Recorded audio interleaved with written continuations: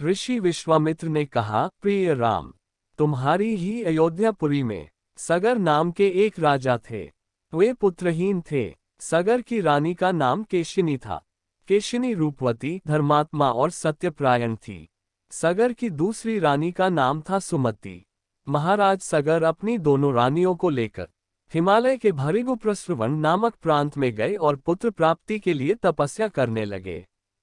उनकी तपस्या से महर्षि भृगु प्रसन्न हुए और उन्हें वर दिया कि तुम्हें अनेक पुत्रों की प्राप्ति होगी।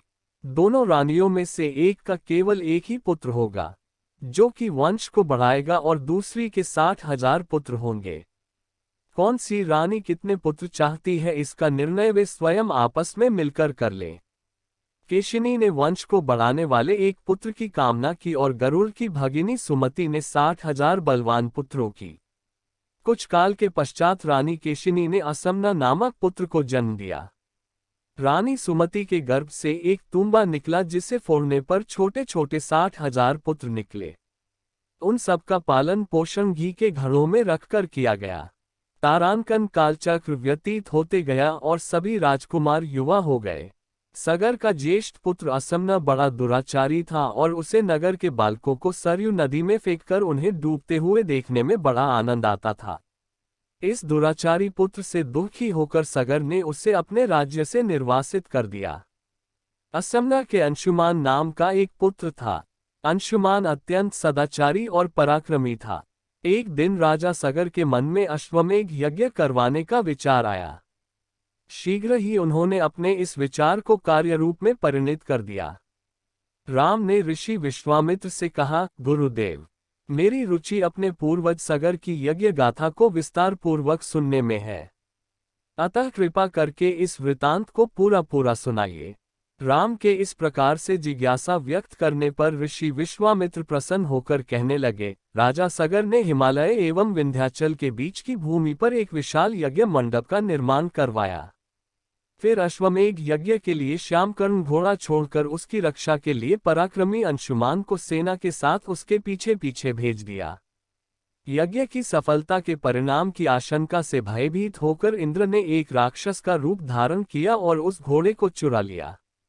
घोड़े की चोरी की सूचना पाकर सगर ने अपने 60,000 पुत्रों को आज्ञा दी कि घोड़ा चुराने वाले को पकड़कर या मारकर घोड़ा वापस लाओ। पूरी पृथ्वी में खोजने पर भी जब घोड़ा नहीं मिला तो इस आशंका से कि किसी ने घोड़े को तहखाने में न छुपा रखा हो, सगर के पुत्रों ने संपूर्ण पृथ्वी को खोदना आरंभ कर दिया। उनके इस कार्य से असंख्य भूमितल निवासी प्राणी मारे गए। खोदते खोदते वे पाताल तक जा पहुंचे। उनके इस कृत्य के विषय में देवताओं ने ब्रह्मा जी को बताया तो ब्रह्मा जी ने कहा कि ये राजकुमार क्रोध में अंधे होकर ऐसा कर रहे हैं। पृथ्वी की रक्षा कर दायित्व कपिल ऋषि पर है, इसलिए वे इस विषय में अवश्य ही कुछ न कुछ करेंगे। पूरी पृथ्वी को खोजने के बाद भी जब घोड़ा और उसको चुराने वाला चोर नहीं मिला तो निराश होकर राजकुमारों ने इसकी सूचना अपने पिता को दी।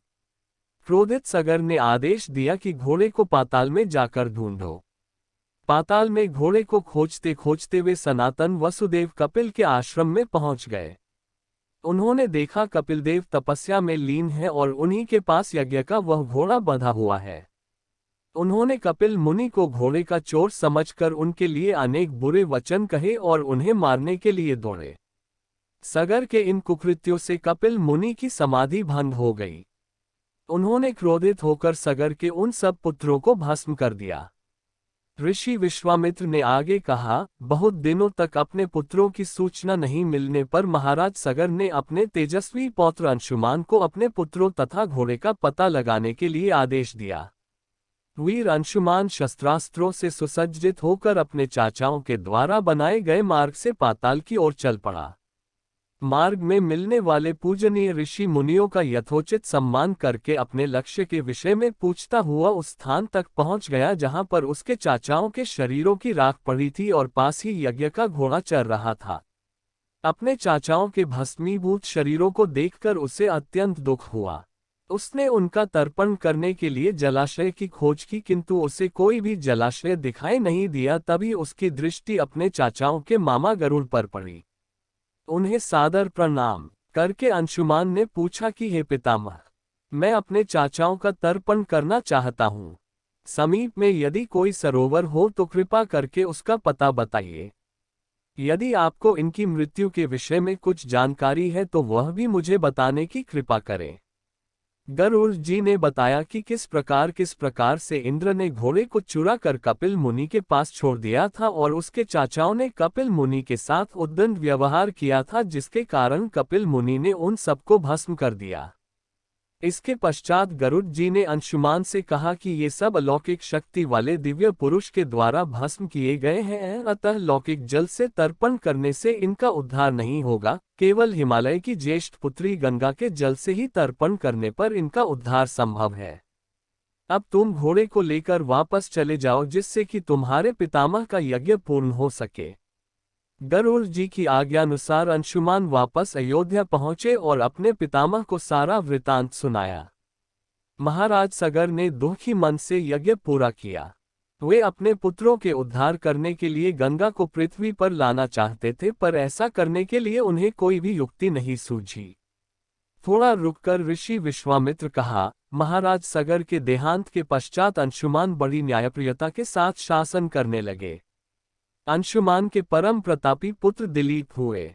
दिलीप के वयस्क हो जाने पर अंशुमान दिलीप को राज्य का भार सौंपकर हिमालय की कंदराओं में जाकर गंगा को प्रसन्न करने के लिए तपस्या करने लगे, किंतु उन्हें सफलता नहीं प्राप्त हो पाए और वे स्वर्ग सिधार गए। इधर जब राजा दिलीप का धर्मनिष्ठ पुत्र भागीरथ बड़ा हुआ तो उसे राज्य का भार सौंपकर दिलीप भी गंगा को पृथ्वी पर लाने के लिए तपस्या करने चले गए, पर उन्हें भी सफलता नहीं मिली। भागीरथ बड़े प्रजावत्सल राजा थे, किंतु उनकी कोई संतान नहीं हुई। इस पर वे अपने राज्य का भार मंत्रियों को सौंपकर स्वयं गंगावतरण के लिए गोकर्ण नामक तीर्थ पर जाकर कठोर तपस्या करने लगे। उनकी अभूतपूर्व तपस्या से प्रसन्न होकर ब्रह्मा जी ने उन्हें वर मांगने के लिए कहा। भागीरथ ने ब्रह्मा जी से कहा कि हे प्रभु, यदि आप मुझ पर प्रसन्न हैं तो मुझे यह वर दीजिए कि सगर के पुत्रों को मेरे प्रयत्नों से गंगा का जल प्राप्त हो, जिससे कि उनका उद्धार हो सके। इसके अतिरिक्त मुझे संतान प्राप्ति का भी वर दीजिए ताकि इक्ष्वाकु वंश नष्ट न हो। ब्रह्मा जी ने कहा कि संतान का तेरा मनोरथ शीघ्र ही पूर्ण होगा, किंतु तुम्हारे मांगे गए प्रथम वरदान को देने में कठिनाई यह है कि जब गंगा जी वेग के साथ पृथ्वी पर अवतरित होंगी तो उनके वेग को पृथ्वी संभाल नहीं सकेगी। गंगा जी के वेग को संभालने की क्षमता महादेव जी के अतिरिक्त किसी में भी नहीं है। इसके लिए तुम्हें महादेव जी को प्रसन्न करना होगा। इतना कहकर ब्रह्मा जी अपने लोक को चले गए। भागीरथ ने साहस नहीं छोड़ा। वे 1 वर्ष तक पैर के अंगूठे के सहारे खड़े होकर शिव जी की तपस्या करते रहे। केवल वायु के अतिरिक्त उन्होंने किसी अन्य वस्तु का भक्षण नहीं किया। अंत में इस महान भक्ति से प्रसन्न होकर महादेव जी ने भागीरथ को दर्शन देकर कहा कि हे परम भक्त, हम तेरी मनोकामना पूरी करने के लिए गंगा जी को अपने मस्तक पर धारण करेंगे। इसकी सूचना पाकर विवश होकर गंगा जी को सुरलोक का परित्याग करना पड़ा। उस समय वे सुरलोक से कहीं जाना नहीं चाहती थी, इसलिए वे यह विचार करके कि मैं अपने प्रचंड वेग से शिव जी को बहाकर पाताल लोक ले जाऊंगी, वे भयानक वेग से शिव जी के सिर पर अवतरित हुई। गंगा का यह अहंकार महादेव जी से छुपा न रहा। महादेव जी ने गंगा की धाराओं को अपने जटाजूट में उलझा लिया। गंगा जी अपने समस्त प्रयत्नों के बाद भी महादेव जी के जटाओं से बाहर न निकल सकी। गंगा जी को इस प्रकार शिव जी की जटाओं में विलीन होते देख भागीरथ ने फिर शंकर जी की तपस्या की। भागीरथ के इस तपस्या से प्रसन्न होकर भगवान शंकर ने गंगा जी को हिमालय पर्वत पर स्थित बिंदुसर में छोड़ा। छूटते ही गंगा जी 7 धाराओं में बढ़ गईं। गंगा जी की 3 धाराएं हलादिनी, पावनी और नलिनी पूर्व की ओर प्रवाहित हुईं। सुचक्षु, सीता और सिंधु नाम की 3 धाराएं पश्चिम की ओर बहीं और 7वीं धारा महाराज भागीरथ के पीछे पीछे चली। जिधर जिधर भागीरथ जाते थे उधर उधर ही गंगा जी जाती थीं। स्थान स्थान पर देव, यक्ष, किन्नर, ऋषि मुनि आदि उनके स्वागत के लिए एकत्रित हो रहे थे। जो भी उस जल का स्पर्श करता था भव बाधाओं से मुक्त हो जाता था। चलते चलते गंगा जी उस स्थान पर पहुंची जहां ऋषि जहनु यज्ञ कर रहे थे। गंगा जी अपने वेग से उनके यज्ञशाला को संपूर्ण सामग्री के साथ बहाकर ले जाने लगी। इससे ऋषि को बहुत क्रोध आया और उन्होंने क्रुद्ध होकर गंगा का सारा जल पी लिया। यह देखकर समस्त ऋषि मुनियों को बड़ा विस्मय हुआ और वे गंगा जी को मुक्त करने के लिए उनकी स्तुति करने लगे।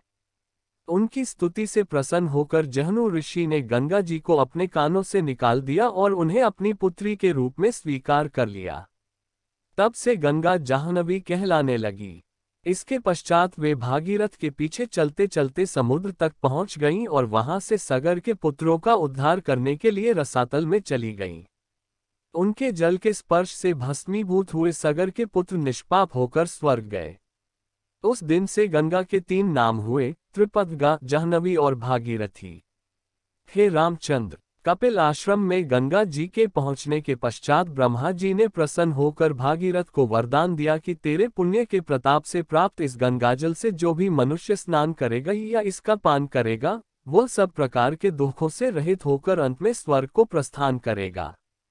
जब तक पृथ्वी मंडल में गंगा जी प्रवाहित होती रहेंगी तब तक उसका नाम भागीरथी कहलाएगा और संपूर्ण भूमंडल में तेरी कीर्ति फैलती रहेगी।